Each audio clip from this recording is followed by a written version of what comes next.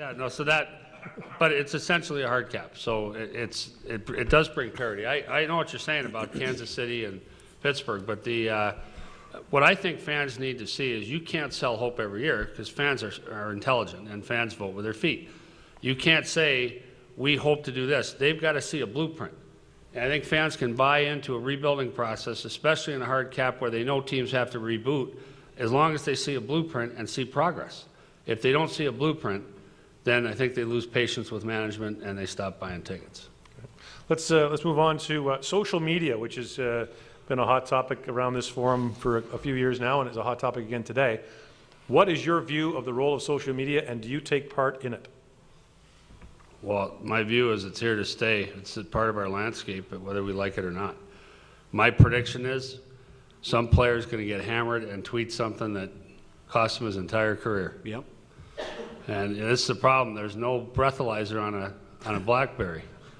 And so that's my prediction, is someone's going to do something really dangerous and stupid on a Twitter account when he's had about 24 beer and it's 2 in the morning.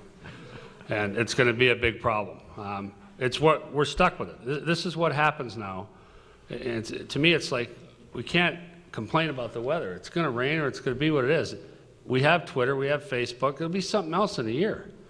Like everyone, we're all worried about Twitter. There'll be something more invasive in a year. We haven't even thought of how obnoxious and invasive this is. Something worse will come along.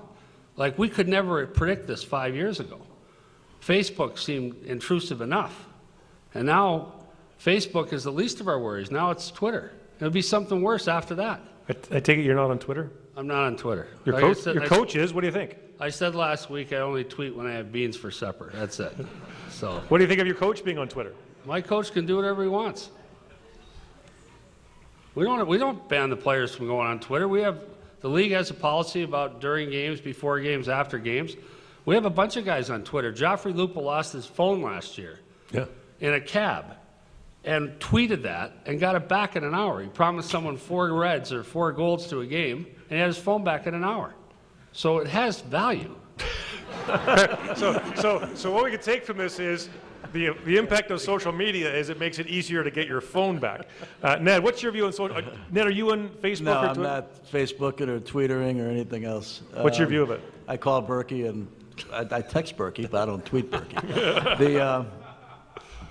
We talk about it with our players every spring, and it's become obviously a focal point and a major thing that, as Burke says, it's not going away. And we just ask them to be wise with what they do. And once in a while, you know what, they get the better idea, and next thing you know, they got 50,000 people that are aware of their business, so to speak.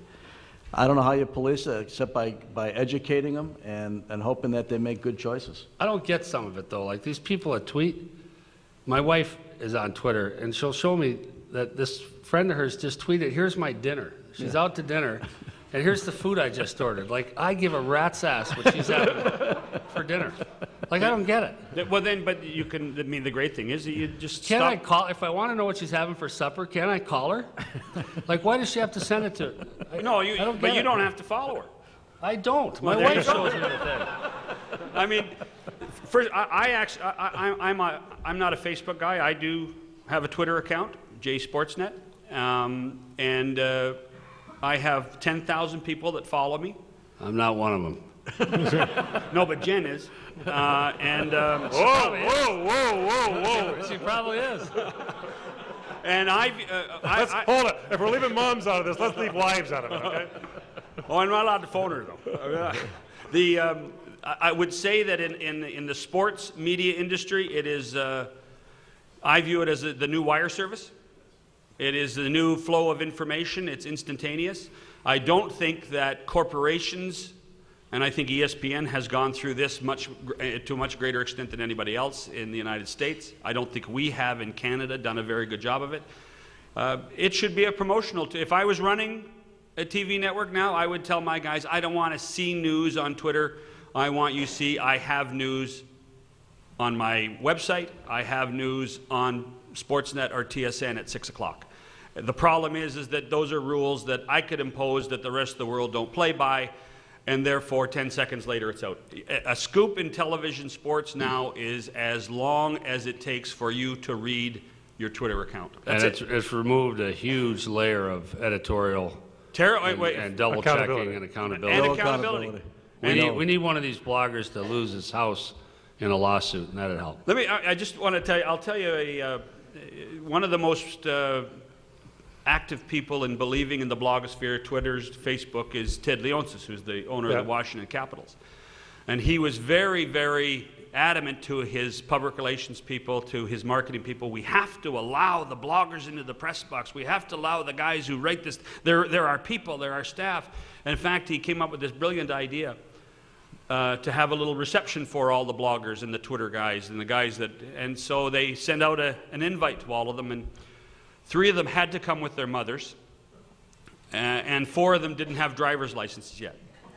And these are the people now that have voices within the sports world. Well, they only have a voice. Do you read your mentions on Twitter, like the little @ sign? I try not to, because those are the people that are, they can protect them, they're protected, and they don't have the balls to come up and tell me that I'm full of shit. Do you read those, Ned? What? Those little @ ones? No, I tell you what. No, but Here, let me show you how it works, Bricky. All it has to happen is Ned just has to read the LA Times sports page to know how he's doing. Yeah. But here, that leads to the next question, though. I'm assuming you read the paper.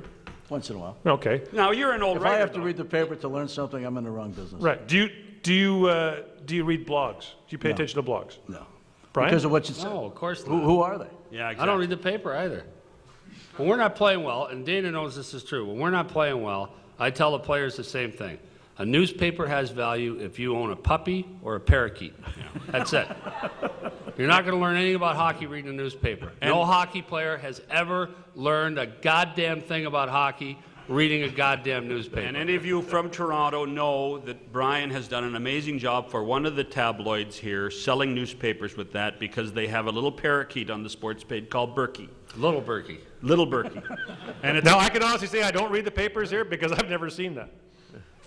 no, you don't, but they do. I read them online, but because they give their product away for free. Here's Twitter. This is what somebody tweeted from here. @GMillerTSN doesn't like me yawning. Clement Mike, where are you? Where's Clement Mike? There you are. Here we go. Yeah, this is a weird. Kate XO Lawson. You here? Yeah, I'm here. Yeah. I see you. Niant 013. Yeah. In the back there. Nice opening remarks. Must be a part-time comedian. Oh, thank you. There you go. Take it while you can. Yeah, I'll tell you honestly, I don't read those much. And I just did. I did it today for. Oh, what do you got? What do you got? Read this. Read this one. Okay. What did you tweet, Simon? Matt Kemp's reported 8-year, $160 million contract with the Dodgers signals the team's new stability in the soon-to-be McCourt era, soon-to-be post-McCourt era. That was on Mrs. Kemp's Facebook earlier today. There we have the name. I did not tweet that either. So you don't read blogs? No. Brian? Never. John? No, actually, I don't know. How many of you follow blogs? How many of you would read a blog once a day? Somebody's blog once a day? Do you know who they are? Do you know what their accountability is? Do you know what their information is? Do you know how they get it? Here's my view of it. Do you believe it? Unless you're prepared to put your name to it, I have no interest in your opinion. But that's Unless you're prepared to put your real name to something, I'll your take it opinion one has no step value. farther. I'll take it one step farther. I have no interest in it, even if you put your name on it. Does Seriously, you can't run a pro sports team by consensus, folks. You can't. And the people that offer these opinions, and some really good people, there's some wonderful people in the media, good friends, honest people, mean to do it right, want to get the stories right. Most of them share those characteristics. Most of them are professional, excellent people to deal with. It's a handful of dirtbags, and that makes the whole group defensive. So we all get defensive around the whole group. So you do a scrum, and there's 5 people there you like, and one of the dirtbags. So you're not forthcoming. You're going to give them as little as you can, yes and no, one-word answers, and just make it as hard as you can for them. But we need these people in the industry. We take them seriously. But these bloggers, I'm sorry, I can't worry about someone who's never worked for a newspaper, never had an editor, never had any kind of control, never played the game probably. That, And what am I gonna learn? that shouldn't mean anything, Brian, playing the game. Gotcha. No. But the accountability is a huge issue. I'm saying as. But all the you other cannot things, deny they all affect the other opinion. things. Ned, you I never played in the NHL either. I'm not saying you need to have played the game to be a good sports writer. What I'm saying is none of those controls, none of the experience working for a paper, working your way up, and no background as a player, that to me, you have no value. Ned, you cannot deny, though, that they have an impact on public opinion. I don't doubt that they do. They don't have an impact on me. And I'm curious to know those people who are impacted by it, do they know who's writing it? Do they know what their accountability is? Do they know what their responsibility is? Their insight in it. Is it just like them, somebody who just happens to have access to a computer? There's a, You know?